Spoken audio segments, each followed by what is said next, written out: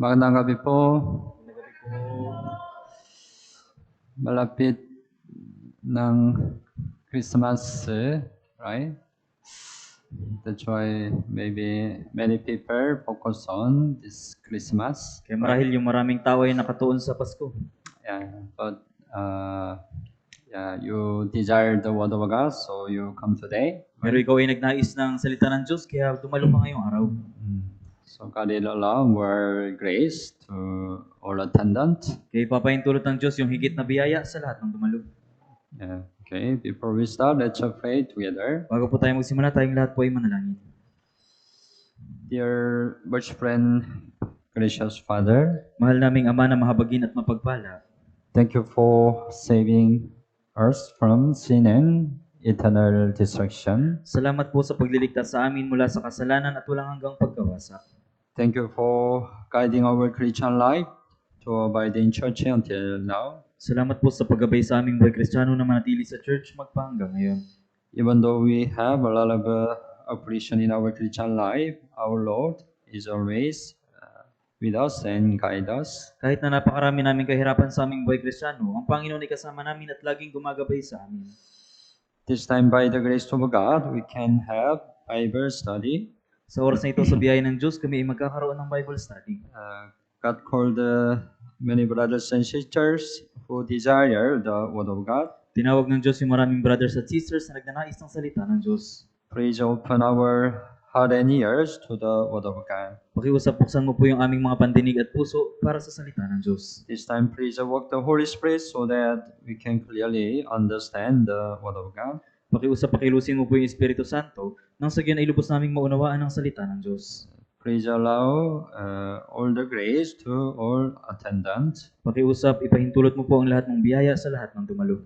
This time from start to the end, we only rely on your mercy and gracious. Sa oras nito mula sa simula hanggang sa matapos, kami po ay umaasa lamang sa iyong habag at biyaya.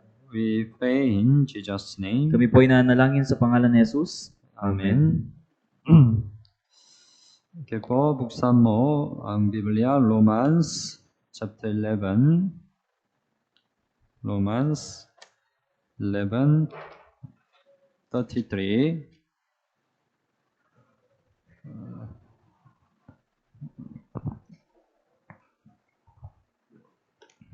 11:33. Okay po. Basahin po natin ng sabay-sabay. O ang kalaliman ng mga kayamanan ng karunungan at kaalaman ng Diyos, hindi masuri ang mga hatol niya at hindi masiyasat ang kanyang mga daan. Okay. Last time we learned the book of Romans. Nung nakaraan po ay pinag-aralan natin yung aklat ng Roma. But we couldn't finish, so today we learn second part of Romans. Ngunit hindi natin ito natapos, kaya pag-aaralan natin yung ikalawang bahagi ng Roma. Last time we learned, right?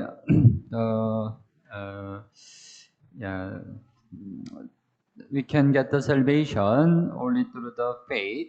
Nakaraan na pag-aralan natin na magkakaroon lamang tayo ng kaligtasan sa pamamagitan ng pananampalataya. So the key word of the Romans, right? The just shall live by faith. Kaya yung pangunahing punto ng Roma na ang matuwid ay mabubuhay sa pananampalataya. So right, we divide the Romans by 4 parts, right? Kaya hinati natin yung aklat ng Roma sa 4 na bahagi. Chapter 1 to 5, right? It's just same, right? Our Bible seminar from first 5th session. Yung chapter 1 hanggang 5, ito ay tulad sa ating Bible seminar na una hanggang ika-5 session. Yeah. It says about God.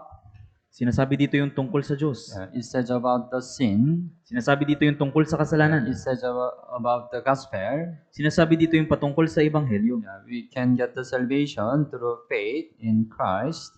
Tayo ay magkakaroon ng kaligtasan sa pamamagitan ng pananampalataya kay Kristo. But even though we got the salvation, we still have sinful nature. Pero kahit nagkaroon na tayo ng kaligtasan, mayroon pa rin tayong likas na pagkakasala. So chapter 6 to 8, it's like a Bible seminar, 6 session. Kaya in chapter 6 verse 8, ito yung gaya ng ka-6 na session ng Bible seminar. So after salvation, right, how to overcome our sinful nature. Pagkatapos ng kaligtasan, paano natin madadaig yung ating likas na pagkakasala? To overcome our sinful nature, right, we have to walk in the Holy Spirit. Upang madaig yung ating likas na pagkakasala, kailangan nating lumakad sa Espiritu. We cannot overcome our sinful nature by our own power. Hindi natin mapapagtagumpayan yung likas na pagkakasala sa pamamagitan ng ating sariling lakas. We can overcome, right, by power of the Holy Spirit. Mapagtatagumpayan natin ito sa pamamagitan ng kapangyarihan ng Espiritu Santo. That's why after salvation, right, we have to walk in the Holy Spirit. Kaya pagkatapos ng kaligtasan, kailangan na lumakad tayo sa Espiritu Santo. But it's possible when we abide in church. Pero posible lamang ito kung tayo ay mananatili sa church. When you abide in the church where the Holy Spirit works, Kung mananatili tayo sa church kung saan kumikilos ang Espiritu Santo, then we can walk in the Spirit. pagkatapos tayo ay makakalakad sa Espiritu. We can overcome our sinful nature. Mapagtatagumpayan natin yung ating likas na pagkakasala. Yeah. And then chapter 9 to 11 about the God's plan for Israel. At yung chapter 9 hanggang 11, yung plano ng Diyos para sa Israel. So Apostle Paul said the end of chapter 11, he praised the Lord. Kaya sinabi ni Apostol Pablo sa pagtatapos ng chapter 11, pinuri niya ang Diyos. Because he understood God's plan. Dahil naunawaan niya yung plano ng Diyos. How does God save us? Kung paano tayo niligtas ng Diyos.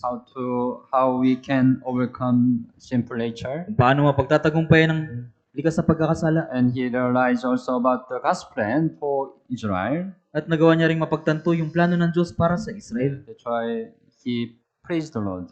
Kaya pinuri niya ang Diyos. How unsearchable are his judgment and his ways past finding out. Verse 33. So today, second part, last time we learned until chapter 8, right? Nakaraan, pinag-aralan natin yung hanggang chapter 8. So today we learn from chapter 9. Kaya ngayon, pag-aaralan natin mula chapter 9. And then the chapter 12 to 16 says, practical life of a Christian life. At sinasabi sa chapter 12 hanggang 16, yung practical na buhay ng Kristiyano. So today, right, we think about God's plan for Israel. Kaya ngayon, pag-isipan natin yung plano ng Diyos para sa Israel. And then we learn practical thing in our Christian life. At yung practical na bagay sa ating buhay Kristiyano. We have to practice it in our Christian life. Kailangan natin itong sanayin sa ating buhay Kristiyano. So first, chapter 9, we think about chapter 9 says about the past of Israel. Una sa chapter 9, binanggit dito yung patungkol sa nakaraan ng Israel. And chapter 10, present of Israel. At sa chapter 10, yung kasalukuyang Israel. And chapter 11 says the future of Israel. At sa chapter 11, yung hinaharap ng Israel.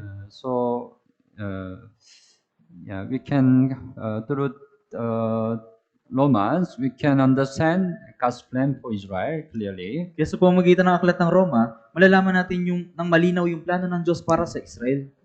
First, chapter 9, verse 1 to 3. You open your Bible, chapter 9. Romans chapter 9. Chapter 9, verse 1 hanggang 3. Basahin po natin ng sabay-sabay. Sinasabi ko ang katotohanan na kay Kristo, hindi ako nagsisinungaling. Ito'y pinatotohanan ng aking budhi sa pamagitan ng Espiritu Santo na mayroon akong malaking kalungkutan at walang tigil na kirot sa aking puso, sapagkat mamagalingin ko pang ako ay sumpain at mawalay kay Kristo alang-alang sa aking mga kapatid na aking mga kamag-anak ayon sa laman. We can know that Paul desire the salvation of Jews. Malalaman natin na ninais ni Apostol Pablo yung kaligtasan ng mga Hudyo. So sinabi niya, right, verse 2, I have a great sorrow and continual grief in my heart. Kaya sinabi niya sa verse 2, mayroon akong malaking kalungkutan at walang tigil na kirot sa aking puso. Bakit? Because Israel and his family were not saved. Dahil yung Israel at yung kanyang pamilya ay hindi ligtas. That's why verse 3, right? I could wish that I myself were accursed from Christ for my brethren, my countrymen according to the flesh. Sa verse 3, sapagkat mamagalingin ko pang ako ay sumpain at mawalay kay Kristo alang-alang sa aking mga kapatid na aking mga kamag-anak ayon sa laman. Paul, right? Paul was also Jews, Israel, right? Si Pablo, Israelite. si Pablo rin ay isang Hudyo. He got the salvation, but his family, his country, Israel were not saved. Pero yung kanyang mga kamag-anak at yung kanyang mga pamilya ay hindi paligtas. That's why he had grief, sorrow, and continual grief in his heart. Kaya meron siyang malaking kalungkutan at walang tigil na kirot sa kanyang puso. He really desires salvation of Israel. Kaya talagang ninais niya yung kaligtasan ng Israel. It's the same, the heart of Moses. Ito rin po ay pareho sa puso ni Moses. At the time of Moses, Israelite continually disobeyed to God. Sa panahon ni Moises, yung mga Israelita ay patuloy na sumusuway sa Diyos. They complain to God. Sila ay nagrereklamo sa Diyos. That's why God tried to destroy Israel. Kaya sinubukan ng Diyos na wasakin ng Israel. Then Moses, right, also wanted to save Israel. Pagkatapos si Moises, ninais niya rin na iligtas yung mga Israel. Exodus 32 verse 32. And now if you will forgive their sin, but if not, I pray, blot me out of your book which you have written. Sa Exodus chapter 32 verse 32, ngunit ngayon kung maaari ay patawarin mo ang kanilang kasalanan at kung hindi ay burahin mo ako sa aklat na isinulat mo. Your book, pareho, the book of life. Yung aklat, ito ay pareho sa aklat ng buhay. The name of save the one is written in the book of life. Yung pangalan ng ligtas na tao ay nakasulat doon sa aklat ng buhay. We can know how much Moses wanted the salvation of Israel. Right? Malalaman natin kung gaano ninanais ni Moises yung kaligtasan ng mga Israelita. And then it says privilege of Israel. At sinabi dito yung pribilehiyo ng mga Israelita. They receive the promise. Tumanggap sila ng pangako. Romans chapter 9 verse 4. Verse 4. Open your Bible. Basahin po natin ng sabay-sabay. Sila yung mga Israelita na sa kanila ang pagkukupkup at ang kaluwalhatian at ang mga tipan at ang pagtanggap sa kautusan at ang pagsamba at ang mga pangako. Right? Israelite, right? They receive the adoption, glory, covenant, the giving of the Lord, the service of God, and the promises. Yung mga Israelita, sila yung tumanggap ng pagkupkup, kaluwalhatian, tipan, pagtanggap sa kautusan, pagsamba at mga pangako. It's the privilege of Israel, God's chosen people, right? Ito yung pribilehiyo ng mga Israelitang taong pinili ng Diyos. Last time we also learned, right? Israelite also received the God's word, right? Nakaraan pinag-aralan din natin na yung mga Israelita ang tumanggap ng salita ng Diyos. God committed the word of God to Israelite. Pinagkatiwala ng Diyos yung kanyang salita sa mga Israelita. And then also they received the God's promise. At pagkatapos, tumanggap rin sila ng pangako ng Diyos. And also Christ came into this world through Israel. At si Kristo rin ay pumarito sa sanlibutan sa pamamagitan ng Israel. Verse 5 also, basahin po natin ng sabay-sabay. Sa kanila ang mga patriarka at sa kanila nagmula ang Kristo ayon sa laman, na siyang nangingibabaw sa lahat, Diyos na maluwalhati magpakailanman. Amen. Jesus Christ, right, came into this world through Israel. Si Kristo ay pumarito sa sanlibutan sa pamamagitan ng Israel. Israel, right? They had a great privilege, right? Kaya yung Israel sila ay mayroong malaking pribilehiyo. But they couldn't get the salvation, right? Pero hindi sila nagkaroon ng kaligtasan. They rejected Jesus, right? Tinanggihan nila si Jesus. And chapter 9, 6 to 13 said, the children of promise before God's sight. At sa chapter 9, verse 6 hanggang 13, mga anak ng pangako sa harap ng mata ng Diyos. Paul explains the reason why Israel fell from the promise of God. Ipinaliwanag ni Pablo yung dahilan kung bakit yung mga Israelita ay nahulog mula sa pangako ng Diyos. By mentioning the example of Ismail and Isaac and Esau and Jacob. Sa pamamagitan ng pagbanggit na halimbawa ni Ismail at ni Isaac, ni Esau at ni Jacob. First, think about the example of Ismail and Isaac. Una pag-isipan natin yung halimbawa ni Ismail at ni Isaac. Romans chapter 9, 7 and 8. 7 and 8, basahin po natin ng sabay-sabay.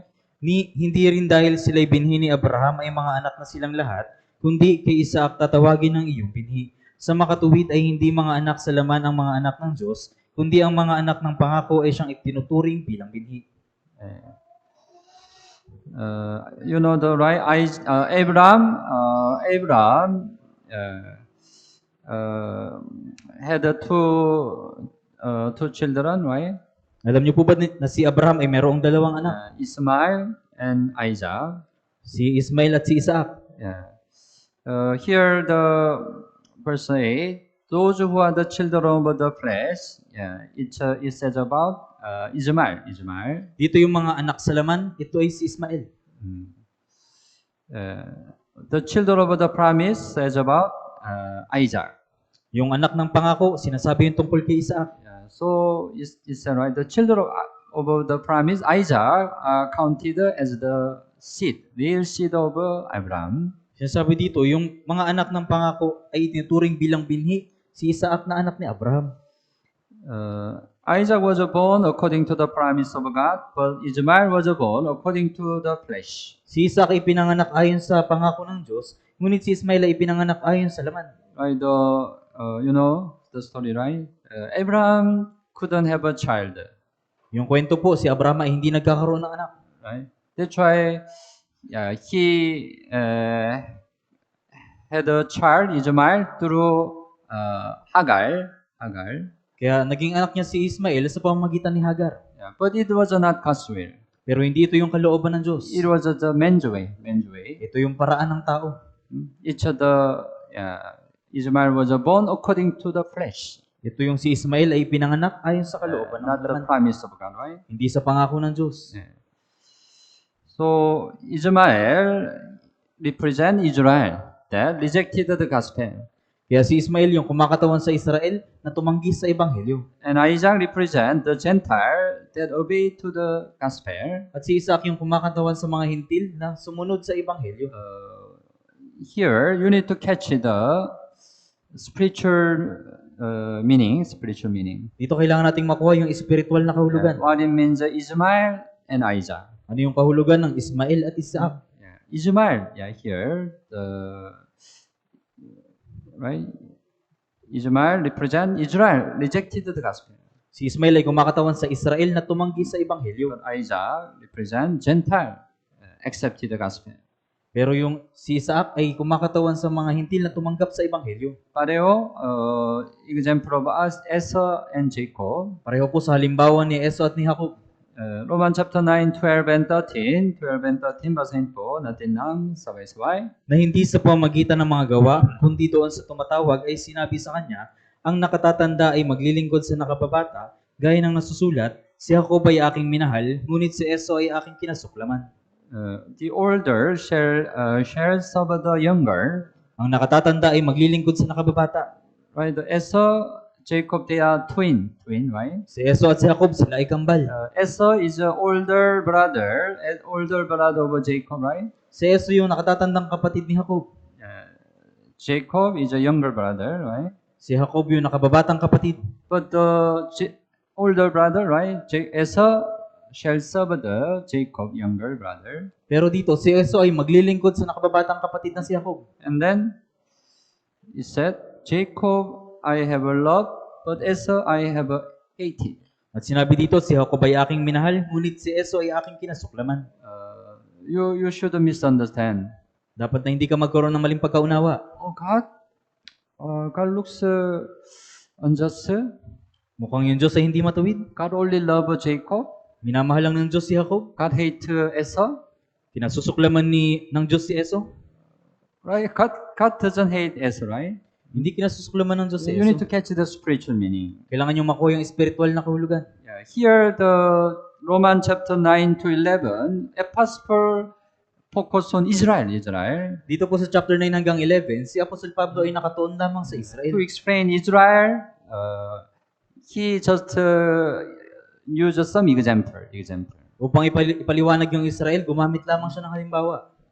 So Esau indicate Israel that rejected the gospel because of a physical concern. Si Eso ay nagpapahiwatig sa Israel na tumanggi sa ebanghelyo dahil sa mga pisikal na alalahanin. You know, right? Esau sold his birthright because of food. Nalaman niyo po na si Eso ay pinagbili yung kanyang pagkapanganay dahil sa pagkain. So you mentioned Hebrew chapter 12:16, right? Lest there be any fornicator of a profane person, like Esau, who for one morsel of a food sold his birthright. Sinabi sa Hebreo chapter 12 verse 16, tiyakin ninyong walang sino man sa inyo na maging gaya ni Eso na mapakiapid o lapastangan, nakapalit ng isang pinggang pagkain na ipinagbili ang kanyang sariling pagkapanganay. Esau, right, as an older brother, right, he has a birthright, firstborn birthright, right? Si Eso yung panganay na kapatid, kaya mayroon siyang pagkapanganay. First son in Israel, Old Testament, they have the birthright. Sa lumang tipan, yung panganay sila yung mayroong pagkapanganay. That's why first son can receive more blessing. Kaya yung unang anak sila yung tatanggap ng higit na But pagpapala. Esau, right, ignore his birthright because of food, the Pero- physical thing, right? Pero isinawalang bahala ni Eso yung kanyang pagkapanganay dahil sa pagkain na pisikal na bagay. So Esau indicate Israel rejected the gospel because of a physical thing. Kaya si Eso yung kumakatawan sa Israel na tumanggi sa ebanghelyo dahil sa pisikal na bagay. But Isaac indicate Gentile, indicate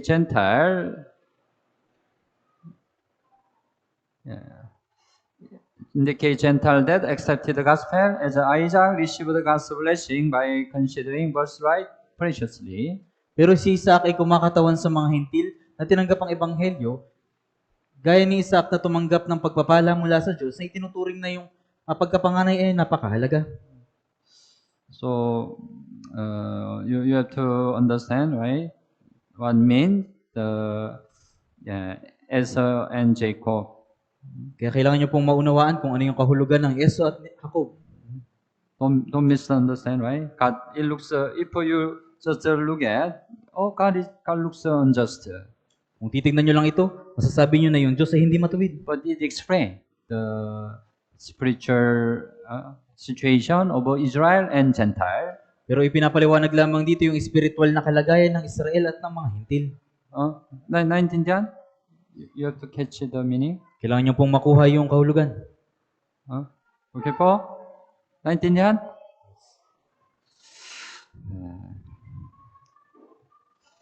Chapter 14 to 18 says the sovereign grace of God. Sa chapter 9 verse 14 to 18 po, sinasabi dito yung soberanya ng biyaya ng Diyos.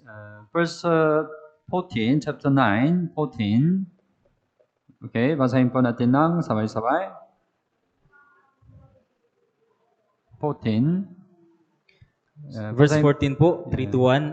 Ano ang ating sasabihin? May kawalang katarungan ba sa Diyos? Huwag nawang mangyari. Yeah, so some can have a question like this, right? Yung iba ay magkakaroon ng tanong na gaya nito. Is there unrighteousness with God? May kawalang katarungan ba sa Diyos? Certainly not, right? Certainly not. Huwag nawang mangyari. God is not unjust, unrighteous, right? Ang Diyos ay hindi walang katarungan. Israel, that was like Esau, cannot complain to God. Yung mga Israelita na gaya ni Eso ay hindi maaaring magreklamo sa Diyos. Why they don't get the salvation? Bakit hindi sila nagkaroon ng kaligtasan? Right? It is not mistake of God, right? Hindi ito pagkakamali ng Diyos. God gave all the chance of salvation to Israel. Ibinigay na ng Diyos ang lahat ng pagkakataong kaligtasan sa Israel. It was a mistake of Israel that rejected the gospel. Ito yung pagkakamali ng Israel na tinanggihan ng Ebanghelyo. So nobody can say, God is unrighteous. Kaya walang sino mang makapagsasabi na ang Diyos ay walang katarungan.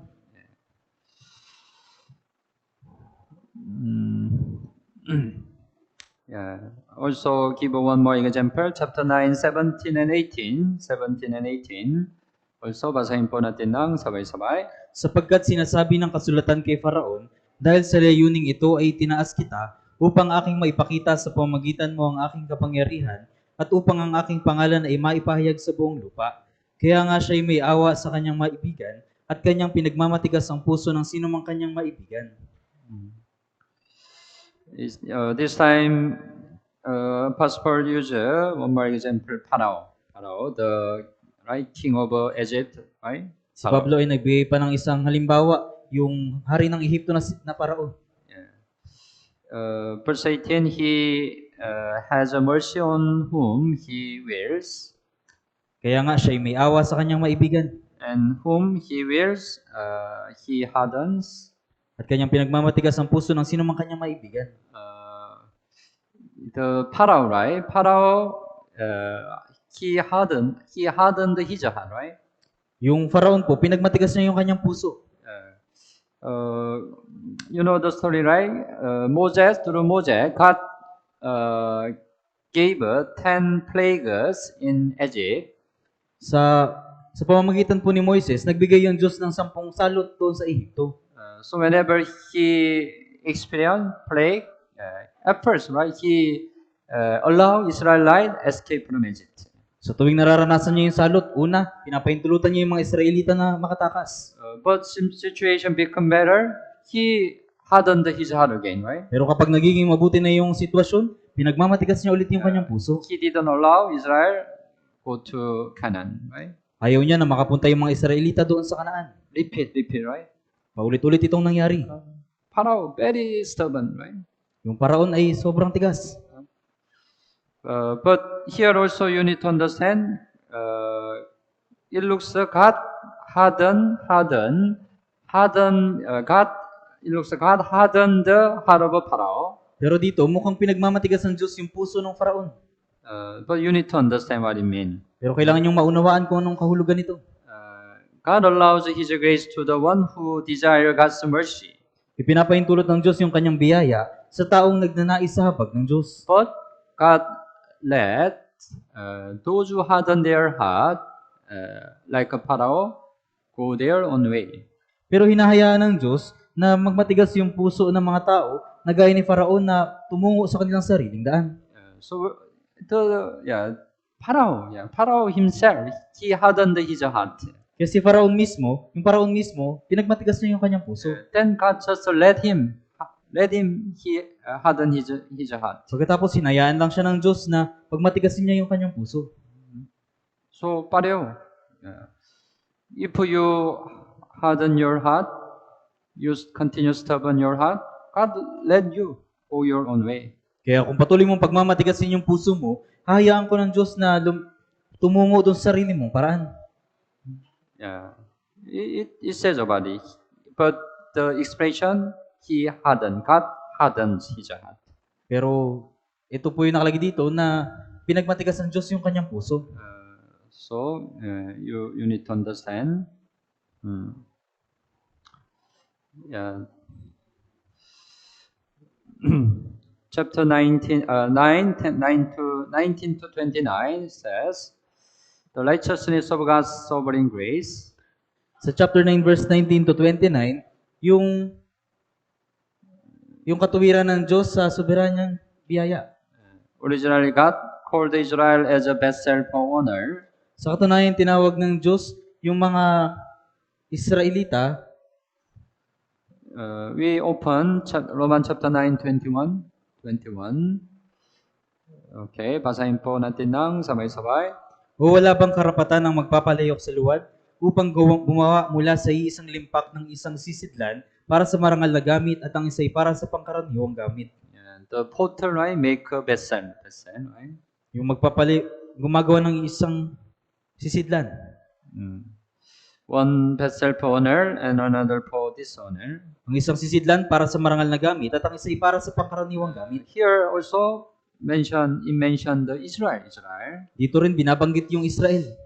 Originally, God called Israel as a vessel for honor. Kaya sa katunayan, tinawag ng Diyos yung mga Israel bilang sisidlan para sa marangal na gamit.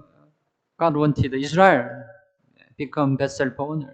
Nais ng Diyos na yung mga Israelita ay maging sisidlan sa marangal na gamit. But they became vessel for dishonor because of their disobedience, like Ismail and Esau. Pero sila ay naging mga sisidlang may pangkaraniwang gamit gaya ng pagsuway dahil sa kanilang pagsuway gaya ni Ismael at ni Esau.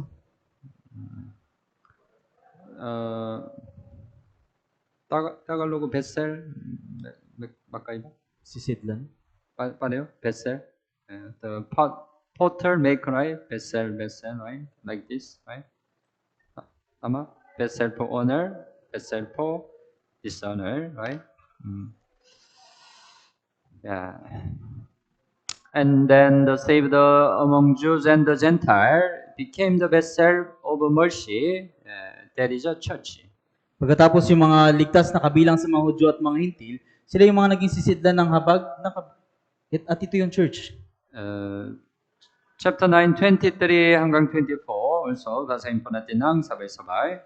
Upang maipakilala niya ang kayamanan ng kanyang kaluwalhatian sa mga kinaawaan na kanyang inihanda ng una pa para sa kaluwalhatian, maging sa atin na kanyang tinawag, hindi lamang mula sa mga Hudyo, kundi mula rin sa mga Hintil. Yeah. So, the important thing, the vessel for mercy. Dito yung mahalagang bagay ay yung Vessel for mercy, vessel of mercy.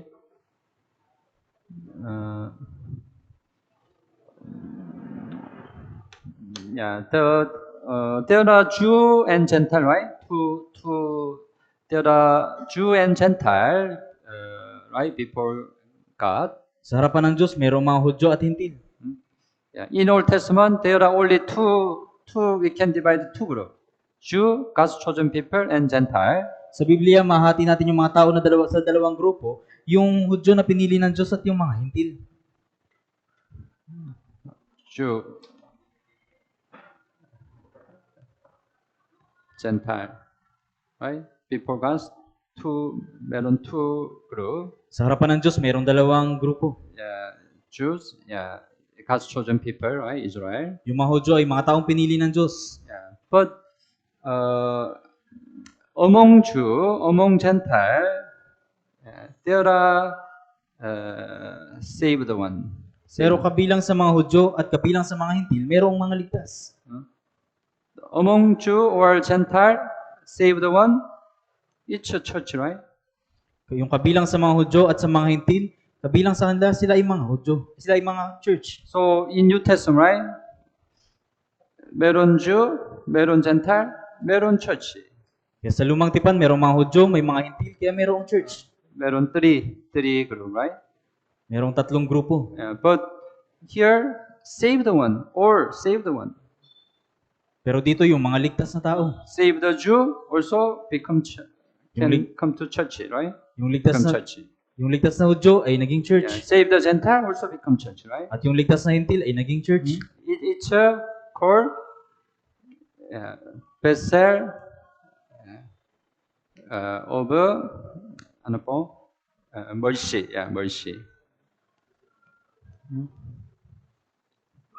Before God, it's a vessel of mercy. Sa harapan ng Diyos, sila yung mga sisidlan ng awa. So anyone who got saved become vessel of mercy. Kaya sino mang mga naligtas, sila yung naging sisidlan ng awa. Yeah. So right, not of the Jew only, but also of the Gentile, right? Hindi lamang para sa mga Hudyo, kundi para din sa mga Hintil. That's why we also become vessel of mercy when we get the salvation, right? Kaya tayo rin ay naging sisidlan ng kaawaan nung tayo ay nagkaroon ng kaligtasan. Okay. And it says about the salvation of the Gentiles. At sinasabi din dito yung tungkol sa kaligtasan ng mga Hintil. Romans chapter 9, 25 and 26. Okay, basahin po natin ng sabay-sabay. Gaya naman ng sinasabi niya sa Hoseas, tatawagin kong aking bayan ang hindi ko dating bayan at minamahal ang hindi dating minamahal. At mangyayari na sa lugar na kung saan ay sinabi sa kanila, kayo hindi ko bayan, doon sila tatawaging mga anak ng Diyos na buhay.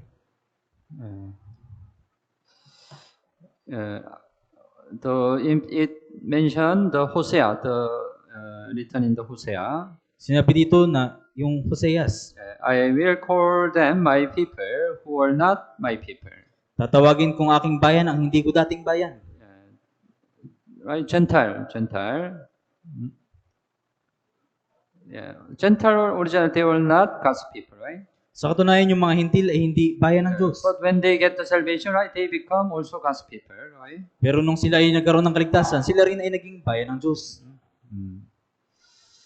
So, yeah, Apostle Paul used the Hosea chapter 2, 23. Kaya ginamit ni Apostol Pablo yung Hosea chapter 2 verse 23. We can know, right? Apostle Paul had the great knowledge of the Bible, Old Testament, right? Kaya masasabi natin na si Apostol Pablo ay nagkaroon ng malaking karunungan sa lumang tipan. That's why he could mention Hosea chapter 2:23, Kaya right? nabanggit niya yung Hosea chapter 2 verse 23. So it says about the salvation of a Gentile. Sinasabi dito yung tungkol sa kaligtasan ng mga hintil. After then, he mentioned the salvation of Israel. Pagkatapos nun, binanggit niya yung kaligtasan ng mga hintil. Romans Israel. chapter 9, 27 hanggang 29 also, basahin po natin ng sabay-sabay. At si Isaías ay sumisigaw tungkol sa Israel, bagaman ang bilang ng mga anak ng Israel ay maging tulad ng buhangin sa dagat, ang nalalabi lamang ang maliligtas. Sapagkat mabilis at tiyak na isasagawa ng Panginoon ang kanyang salita sa lupa, at gaya ng sinabi ng una ni Isaías, kung hindi nag-iwan sa atin ng isang pinhi ang Panginoon ng mga hukbo, tayo ay naging katulad sana ng Sodoma at naging gaya ng Gomora. Isaiah, here also Paul mentioned the book of Isaiah. Dito rin po binanggit ni Apostol Pablo yung aklat ng Isaías. Right? To the number of the children of Israel be as the sand of the sea, the remnant will be saved.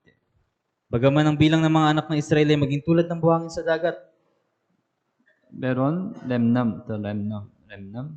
Ang nalalabi lamang ang maliligtas, meron pong nalalabi. You know well, right? The history of Israel. Nalalaman po nating mabuti yung kasaysayan ng Israel Israel. were scattered to the whole world because of their disobedience. Yung Israel ay kinalat sa buong mundo dahil sa kanilang pagsuway. Wherever they went, they were destroyed, right? They were killed, right? Saan man sila pumunta, sila ay pinapatay. It looks to Israel like almost wala na, destroyed, right? Kaya yung Israel ay mukhang wasak na. But Israel does not disappear completely. Pero yung Israel ay hindi ganap na naglaho. Meron remnant, the remnant. Mayroong mga nalabi. And then the remnant will be saved by God's mercy. At yung mga nalabi lamang ang maliligtas sa pamagitan ng habag ng Diyos. 28, he will finish the work and cut it short in righteousness because the Lord will make a short work upon the earth. Verse 28, sapagkat mabilis at tiyak na isasagawa ng Panginoon ang kanyang salita sa lupa. It means after Israel got the salvation, God in the end finished the history of mankind. Ibig sabihin, pagkatapos magkaroon ng kaligtasan ng Israel, tatapusin yung kaligtasan ng sanlibutan. God will destroy the earth completely, right? Wawasakin ng Diyos yung mundo ng ganap. But it happened after salvation of Israel, right? Pero ito ay mangyayari pagkatapos ng kaligtasan ng Israel. The gospel that started in Israel moved to the Gentile, Yung ebanghelyo na nagsimula sa Israel ay nalipat sa mga hintil. right? The gospel started in Jerusalem, right? Yung ebanghelyo ay nagsimula sa Jerusalem.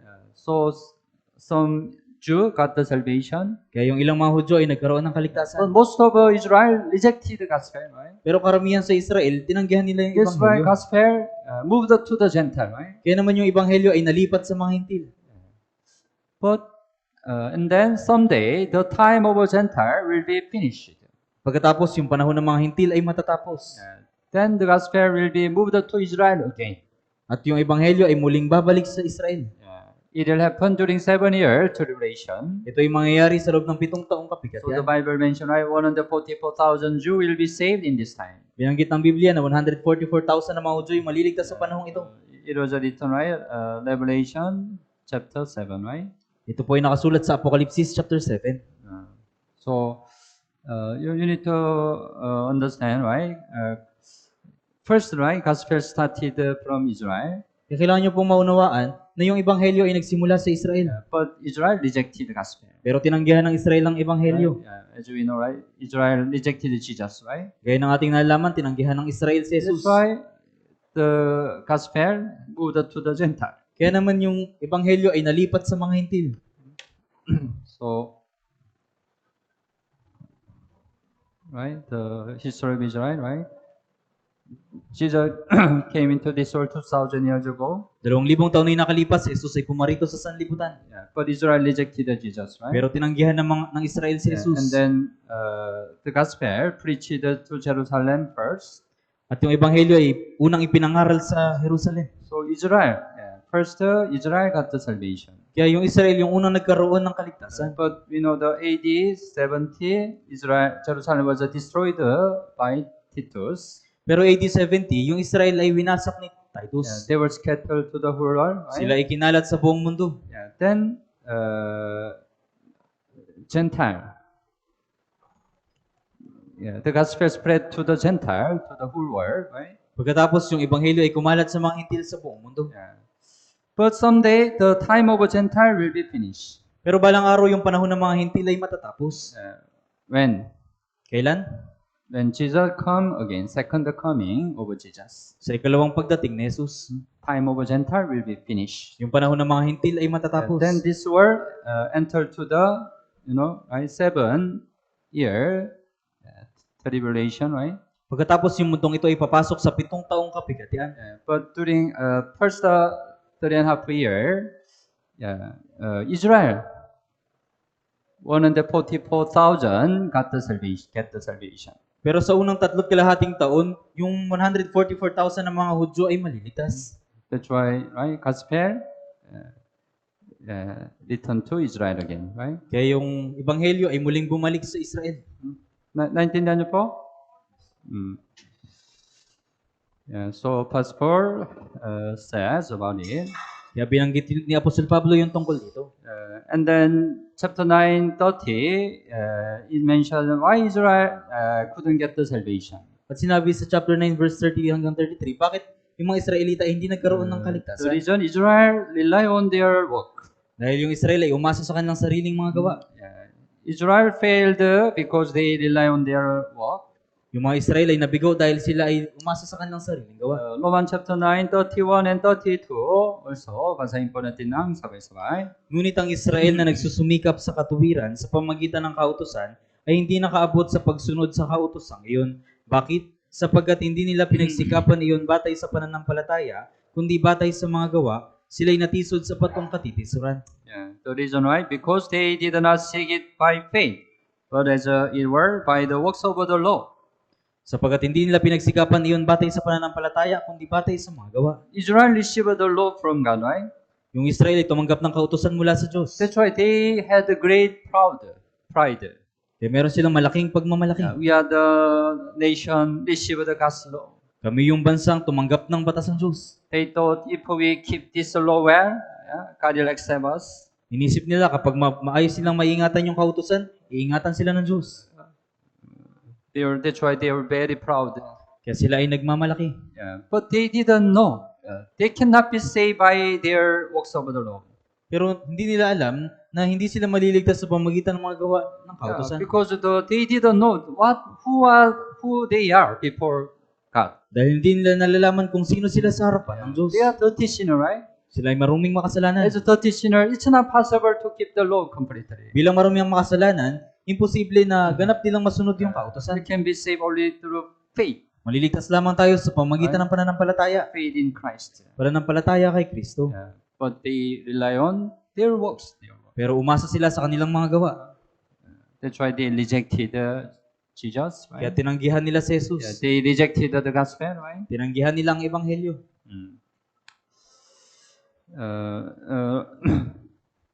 Chapter 10 said the present of Israel. Sa chapter 10, yung kasalukuyan ng Israel. Israel didn't know the righteousness of God. Hindi nalalaman ng Israel yung katuwiran ng Diyos. Romans chapter 10 to 3, basahin po natin ng sabay-sabay. Ako'y makapagpapatotoo na sila'y may sigasig para sa Diyos, subalit hindi ayon sa kaalaman. Sapagkat sa kanilang pagiging mangmang sa katuwiran ng Diyos at sa pagsisikap nilang maitayo ang sariling pagiging matuwid, ay hindi sila nagpasakop sa pagiging matuwid ng Diyos. They have a zeal for God, right? Meron silang sigasig para sa Diyos. But the problem, not according to knowledge. Pero yung problema, hindi ayon sa kaalaman. Verse 3, they being ignorant of God's righteousness. Sapagkat sa kanilang pagiging mangmang sa katuwiran ng Diyos. That's why they seeking to establish their own righteousness. Kaya nagsikap silang maitayo ang sariling pagiging matuwid. Israel didn't have a right knowledge of God even though they had the Old Testament. Yung Israel ay walang tamang karunungan patungkol sa Diyos kahit na meron silang lumang tipan.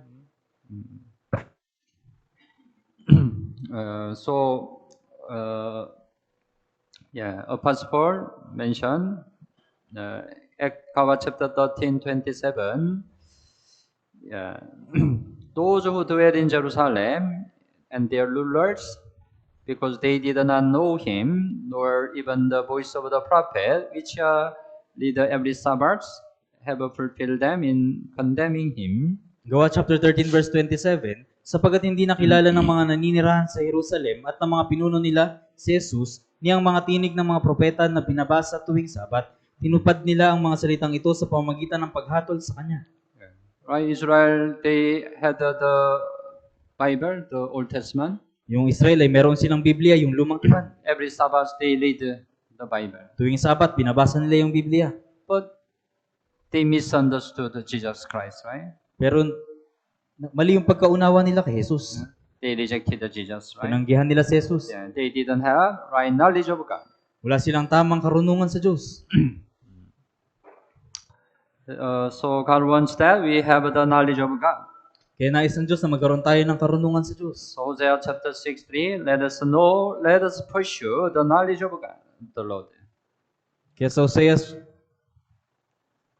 6:3.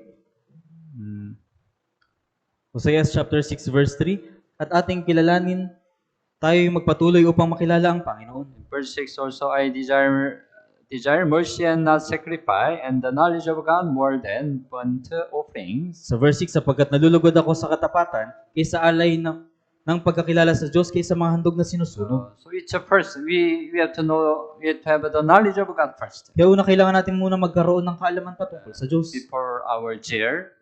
bago yung ating sigasig.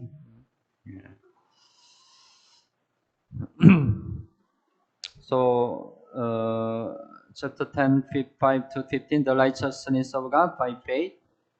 Kaya sa chapter 10 verse 5 to 15, yung katuwiran sa Diyos sa pananampalataya. Romans chapter 10, 6 and 7, you open your Bible, and basahin po natin ng sabay-sabay. Ngunit sinasabi ng pagiging matuwid na batay sa pananampalataya ang ganito, huwag mong sabihin sa iyong puso, sino ang aakyat sa langit? Ito ay upang ibaba si Kristo. O sino ang mananaog sa kailaliman? Ito ay upang iakyat si Kristo mula sa mga patay. It says about what's the righteousness of faith. Sinasabi dito yung patungkol sa matuwid na batay sa pananampalataya. You need to understand what it means. Do not say in your heart, who will ascend into heaven? Huwag mong sabihin sa iyong puso, sino ang aakyat sa langit?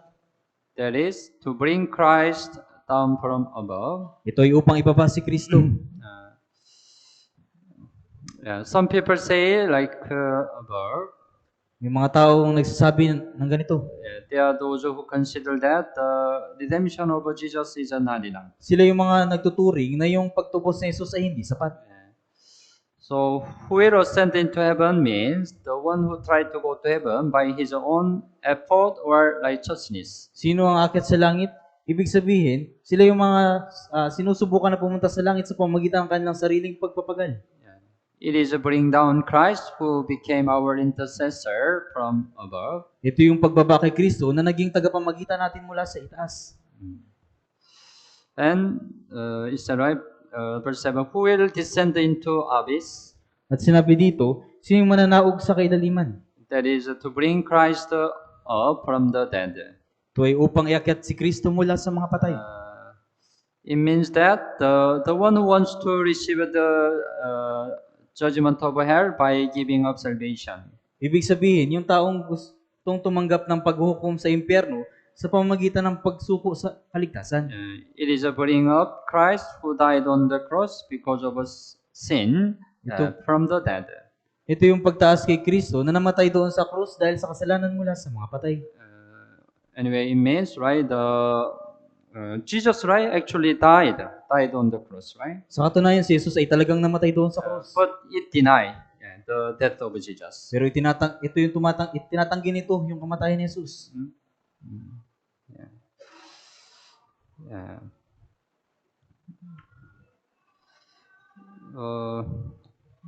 And then the verse 9 and 10, you open your Bible, also basahin po natin ang sabay-sabay. Sapagkat kung ipahayag mo sa pamamagitan ng iyong bibig si Jesus na Panginoon at sasampalataya ka sa iyong puso na binuhay siyang muli ng Diyos mula sa mga patay, ay maliligtas ka. Sapagkat sa puso ang tao'y nananampalataya, kaya't itinuturing na ganap, at sa pamamagitan ng bibig ay nagpapahayag kaya't naliligtas.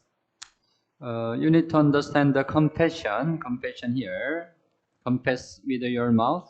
Kailangan niyo pong maunawaan kung ano yung ipahayag sa pamamagitan ng bibig. Because of this, very many the denomination, they think they are saved. They can be saved through just the confession. The Lord, they just confession about for the Lord Jesus Christ. Kaya ito po yung problema na marami sa mga denominasyon na iniisip nila na sila ay ligtas na dahil iniisip nila na ligtas na sila sa pamamagitan ng pagpapahayag. We cannot be saved by confession of faith with the mouth, just the mouth. Hindi tayo maaaring maligtas sa pamamagitan ng pagpapahayag sa pamamagitan ng bibig. We have to understand confession is just our reaction for the faith. Yung pagpapahayag, ito lamang yung reaksyon natin para sa pananampalataya. If we have a true faith, we will confess our faith automatically. Kung mayroon tayong pananampalataya, ipapahayag natin yung ating pananampalataya ng automatic. Right? You understand? We cannot be saved by just the confession with the mouth. Confession with the mouth. Hindi tayo maliligtas sa pamamagitan lamang ng pagpapahayag sa pamamagitan ng bibig. It's the same, right? You heard about the prayer of acceptance. Pareho ito sa panalangin ng pagtanggap. This time I open my heart. Ngayon, binubuksan ko yung aking puso. And confess. At nagpapahayag. I accept Jesus as my Savior. Tinatanggap ko si Jesus bilang aking tagapagligtas. It's a confession, right? Ito yung pagpapahayag. That's why, I'm saved. Kaya ligtas na ako. Because I did a confession. Dahil nagpahayag na ako. I accepted Jesus. Na tinatanggap ko si Jesus. Through this way, right, we cannot be saved, right? Sa pamamagitan ng ganitong paraan, hindi tayo maliligtas. We can be saved through the redemption of Jesus Christ. Maliligtas lamang tayo sa pamamagitan ng pagtubos ni Jesus. But our side, we have to believe, right? Pero sa panig natin, kailangan nating sumampalataya. But if we really believe eternal redemption of Jesus, right, automatically we will confess. Pero kung tayo ay sumasampalataya sa walang hanggang pagtubos ni Jesus, automatic na tayo ay magpapahayag. So confession is a result of the faith. Kaya yung pagpapahayag ay resulta ng pananampalataya. But the problem, right, many people think the confession itself is the salvation. Pero maraming tao yung iniisip na yung pagpapahayag mismo ay kaligtasan. Naintindihan niyo po? It's a complete different. Ito po ay ganap na magkaiba.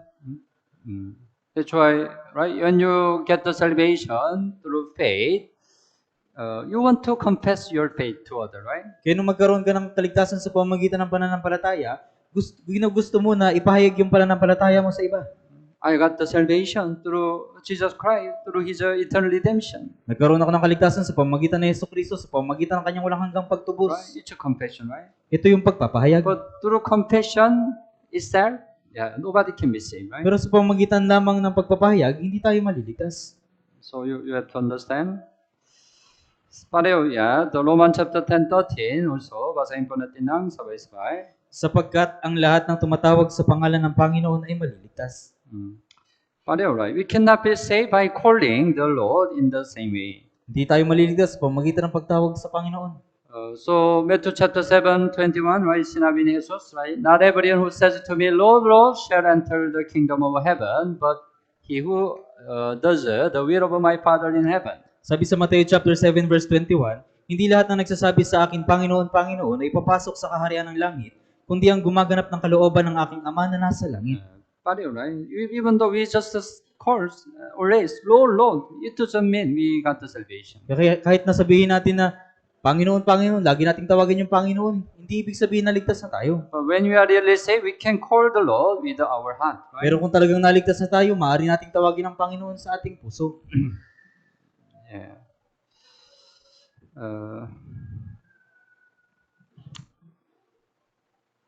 Anyway, it explained Yeah. How we can when we have the faith, what's the result? What's the result? Ngayon pa man, pinapaliwanag dito na kung mayroon tayong pananampalataya, ano yung magiging resulta? And Israel didn't obey to the gospel.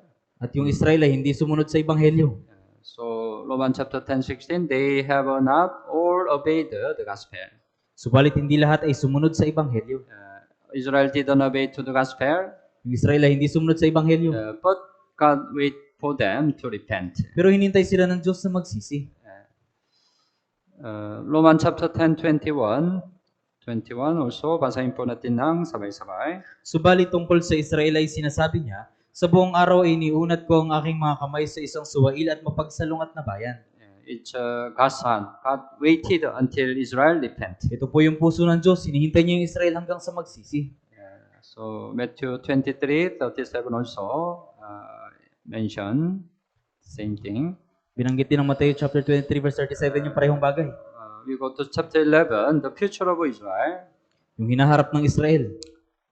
God didn't forsake Israel. Hindi tinalikuran ng Diyos ang Israel. Romans chapter 11, verse 1 and 2, basahin po natin ng sabay-sabay. Sinasabi ko nga, itinakwil ba ng Diyos ang kanyang bayan? Huwag nawang mangyari. Sapagkat ako man ay Israelita, mula sa binhi ni Abraham, mula sa lipi ni Benjamin.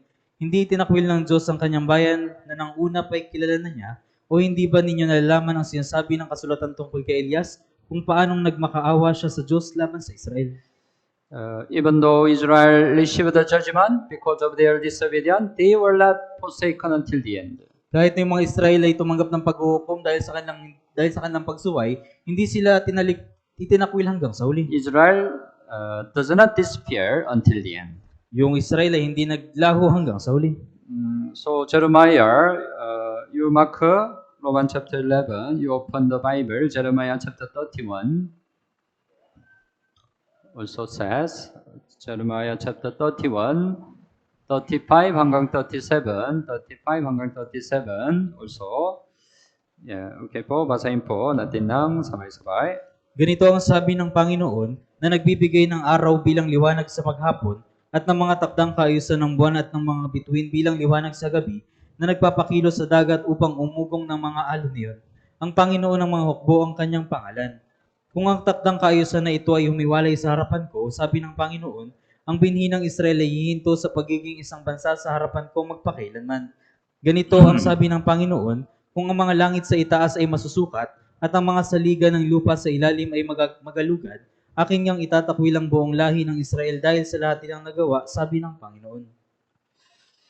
Yeah, the sun for a light by day, right? Nagbibigay ng araw bilang liwanag.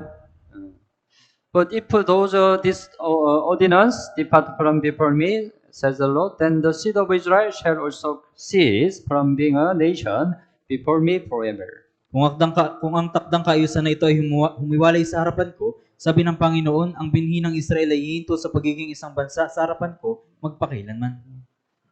Is it possible the sun rise on this time, night time? Posible ba na yung araw ay sumikat sa oras na ito ngayong gabi? Kaya? It will not be changed, right? Hindi po ito magbabago. Yeah. If a sun rise on the night this time, maybe it's possible Israel disappear. Kung yung araw ay sisikat sa oras na ito ngayong gabi, posible na yung Israel ay maglalaho. But it will not happen, right? Pero hindi ito mangyayari. It means Israel, God keep Israel until the end, right? Ibig sabihin, iingatan ng Diyos ang Israel hanggang sa huli. So there is a remnant according to the grace of God. Kaya mayroong mga labi ayon sa biyaya ng Diyos. Let's go back, Romans chapter 11:5. 11:5, Romans chapter 11:5. Okay. Basahin po natin ng sabay-sabay. Gayon din sa panahong kasalukuyan ay may nalalabi na hinirang sa pamagitan ng biyaya. Meron remnant, right? Remnant. Mayroong mga nalalabi. So there will be saved the Jew in the future by the grace of God. Mayroong mga maliligtas na Hudyo sa hinaharap sa pamagitan ng biyaya ng Diyos. So we don't have much time. We cannot find all the Bible, but Zechariah chapter 12 mention someday, right? Israelite will repent. Israelite will repent. At sinabi sa Zacarias na balang araw yung Israel ay magsisisi. They rejected Jesus, right?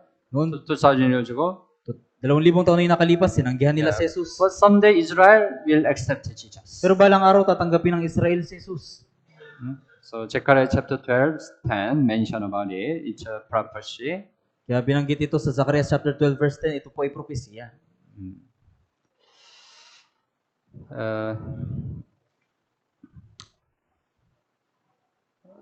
So it mentioned Israel became hardened. Binanggit dito na yung Israel ay pinagmatigas. Yeah. That's why salvation moved to the Gentile. Kaya yung kaligtasan ay nalipat sa mga hintil. Romans chapter 11, verse 11 and 12. You open your Bible. Basahin po natin ng sabay-sabay. Sinasabi ko nga, natisod ba sila upang mahulog? Huwag nawang mangyari. Subalit sa pagkahulog nila ay dumating ang kaligtasan sa mga hintil upang pukawin sila sa paninibugo. Ngayon kung ang pagkahulog nila ay siyang kayamanan ng sanlibutan at ang pagkalugi nila ay siyang kayamanan ng mga hintil, gaano pa kaya ang lubos na panunumbalik nila? Through fall of Israel, salvation came to the Gentile. Sa pamamagitan ng pagbagsak ng Israel, yung kaligtasan ay nalipat sa mga hintil. Israel rejected the gospel and Jews persecuted the Jerusalem saint. Tinanggihan ng Israel yung ebanghelyo at yung mga Hudyo ay inusig nila yung mga banal sa Jerusalem. It resulted to spread the gospel to many places. At ito ay nagresulta upang yung ebanghelyo ay kumalat sa maraming lugar. So Gawa chapter 8 mention it. Binanggit ito ng Gawa chapter 8. There was a great persecution in Jerusalem. Nagkaroon ng matinding pag-uusig sa That's Jerusalem. why all the saints were scattered. Kaya ang lahat ng mga banal ay nagkahiwa-hiwalay. They went to many places, right? Pumunta sila sa maraming mga lugar. But what happened? Verse 4, those who were scattered went everywhere preaching the word.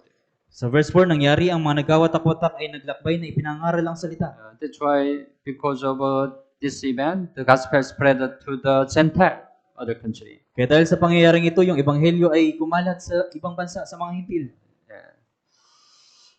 But gives a warning for the Gentile also. Nagbigay din ito ng babala para sa mga hintil. Apostle Paul wanted that Israel can get the salvation because of a jealousy for the Gentiles. Si Apostol Pablo ay nagnais sa mga Israel na magkaroon ng kaligtasan dahil sa paninibugho para sa mga hintil. Romans chapter 11:14, basahin po natin ng sabay-sabay. Baka sakaling mapukaw ko sa panibugho ang aking mga kapwa Hudyo at mailigtas ang ilan sa kanila. Apostle Paul, right?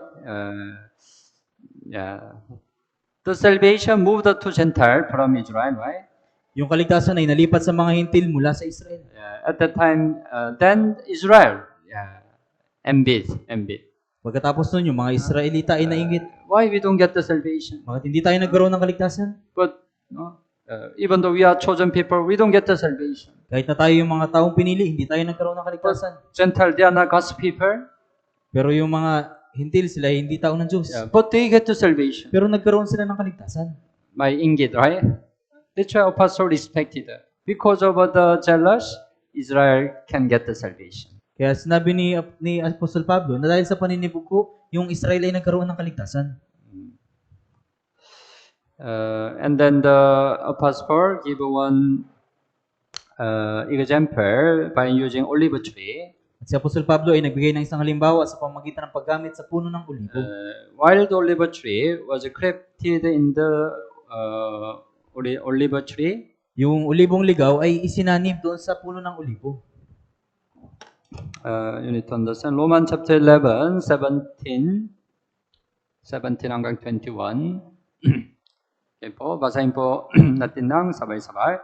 Subalit kung ang ilang mga sanga ay nabali, at ikaw na isang olibong ligaw ay isinanib sa kanila, at ikaw ay naging kabahagi nila sa ugat ng katabaan ng punong olibo, huwag kang magmalaki sa mga sanga.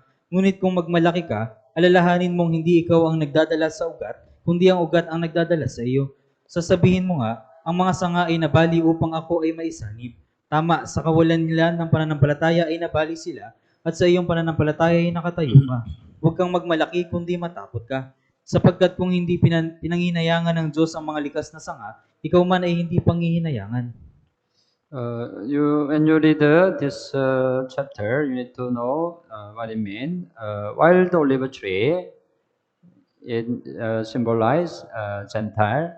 Kapag binabasa niyo po yung chapter na ito, kailangan niyo pong malaman na yung ligaw na ulibo dito ay tumutukoy sa mga hintil. And then original olive tree symbolize Israel. At yung mga puno ng olibo ay sumisimbolo sa Israel.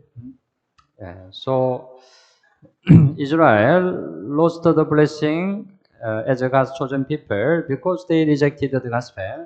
Kaya nawala yung pagpapala sa mga Israel na taong pinili ng Diyos dahil tinanggihan nila ang ebanghelyo. So right, some of the branches were broken up.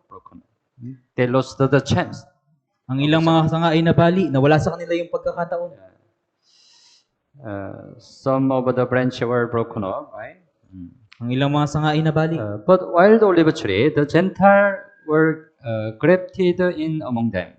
Pero yung isang ulibong ligaw, yung mga hintil, sila ay isinanib sa kanila. You know what's the grafted? Grafted? Alam niyo po ba yung isinanib? Meron original tree, right? Sa katunayan, mayroong original na puno. You cut off the Pinut- original branch, right? Pinutol niyo yung tunay na sanga. And you connect the other branch here, right? At idinugtong niyo yung ibang sanga. You know? Yes. Have you ever see? So, huh? Alam mo ba? Okay, it's a grafted. Ito po yung pagsanib. Yeah. The Gentile, while the olive tree could receive the blessing of God. Kaya naging kabahagi, kaya sila itatanggap ng pagpapala ng Diyos. The root of salvation of the Gentile, but the root of salvation of Gentile is Israel. Yung ugat ng kaligtasan ay yung ugat ng kaligtasan ng mga hintil ay ang Israel. Even though Israel rejected the gospel, the Gentile shouldn't despise Israel or boast themselves. Kahit na tinanggihan ng Israel ang ebanghelyo, yung mga hintil ay hindi dapat ipagmalaki yung kanilang sarili. Because if they are not past Israel, there is no current salvation of the Gentile. Dahil kung hindi dahil sa Israel, hindi magkakaroon ng kaligtasan ng mga hintil. And if the Gentile become proud, they can be also broken up like Israel. At kung yung mga hintil ay magmamalaki, sila rin ay puputuli na gaya ng mga Israel. So, Apostle user, right? The one example. Kaya ginamit ni Apostol Pablo yung isang halimbawa.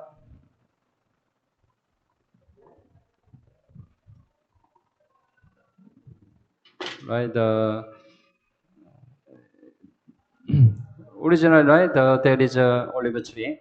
Sa katunayan, mayroong puno ng olibo. It's Israel. Ito yung Israel.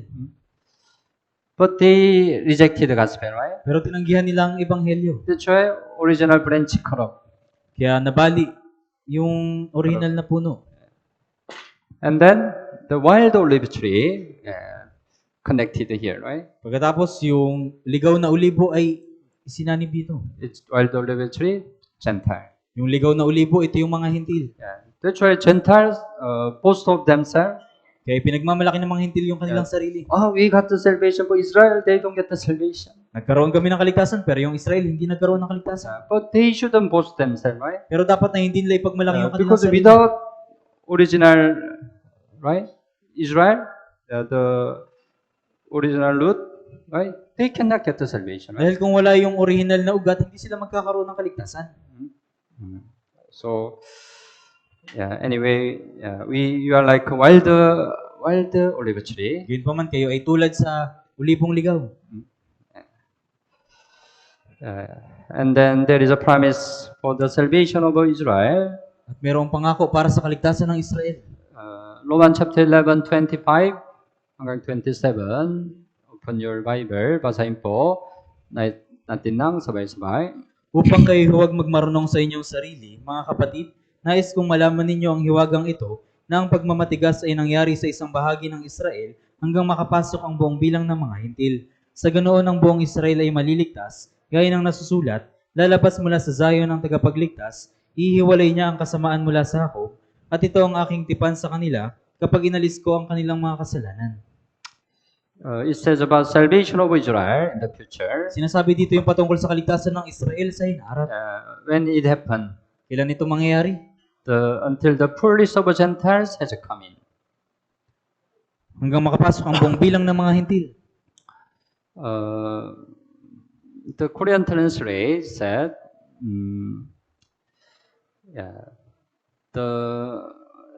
there is the number of Gentile. Sinasabi sa pagsasalin sa Korea, meron lamang bilang ang mga hintil. Full number of Gentile. Mapupuno ang bilang ng mga hintil. We learn, right? The gospel moved to Gentile. Nalaman natin na yung ebanghelyo ay lumipat sa mga hintil. That's why this time, right? Before Jesus come again, Gentile get the salvation. Kaya sa panahon ito, bago dumating si Jesus, yung hintil ay naliligtas. But someday, Gentile, the number of Gentile full. Pero balang araw, yung bilang ng mga hintil ay mapupuno. We don't know exactly how many Gentile will get the salvation. Hindi natin alam ang eksakto kung ilang hintil yung maliligtas. God knows, right? Diyos yung But there nakakaalam. is a number of Gentile. Pero mayroong lamang bilang ng mga hintil. Number of Gentile can get the salvation. Yung bilang ng mga hintil na maliligtas. Someday, right? Through our Bible seminar, some Gentile, we are Gentile, right? Get the salvation. Balang araw, sa pamagitan ng ating ng Bible seminar natin, yung ibang mga hintil ay maliligtas. Then it's possible the number of Gentile full. Kaya posible na yung bilang ng mga hintil ay mapupuno. Tapos na. Huh? Then Jesus come again. At pagkatapos, muling darating si Jesus. 1994. After then, Israel have a chance of salvation. At pagkatapos nito, yung Israel ay magkakaroon ng pagkakataon ng kaligtasan. That's why it's possible, right? This year, this number can be full. Kaya may posibilidad na yung bilang na ito ay mapuno sa taong ito. Someday the fullness of the Gentile will come in. Balang araw, yung bilang ng mga hintil ay mapupuno. Then Jesus will come again. Pagkatapos si Jesus ay muling darating. And then Israel will be saved during 7-year tribulation. At yung Israel ay maliligtas sa loob ng 7 taong kapigatian. So Jesus mentioned Lucas 21:24. Jerusalem will be trampled by Gentiles until the times of the Gentiles are fulfilled, right? Yes, nabi sa Lucas chapter 21 verse 24, yuyurakan ang Jerusalem ng mga hintil hanggang sa matupad ang mga panahon ng mga hintil. There is a time of a Gentile, right? Mayroong panahon ng mga hintil. Jerusalem return to Israel our time, right? Sa panahon natin, yung Jerusalem ay manunumbalik sa Israel. 1967, Israel returned Jerusalem, Taong 1967, yung Israel ay bumalik sa Jerusalem. except one place. Maliban sa isang lugar. The place of the holy temple, the temple of God. Yung lugar ng banal na templo, yung templo ng Diyos. Now there is a mosque in the place of the temple of God. Ngayon, mayroong mosque doon sa lugar ng templo ng Diyos. But someday it will return to Israel. Pero balang araw, ito ay babalik sa Israel. It's at the end, right? At ito na yung The time katapusan. of a Gentile will finish. Yung panahon ng mga hintil ay matatapos. When we start chapter 9, Apostle had a great sorrow and grief, right? Kaya si Apostol Pablo ay nagkaroon ng matinding kahirapan. Because the Israelite, he's a countryman, couldn't get the salvation. Dahil yung Israel, yung kanyang sambahayan ay hindi nagkaroon ng But kaligtasan. Apostle realized God's plan.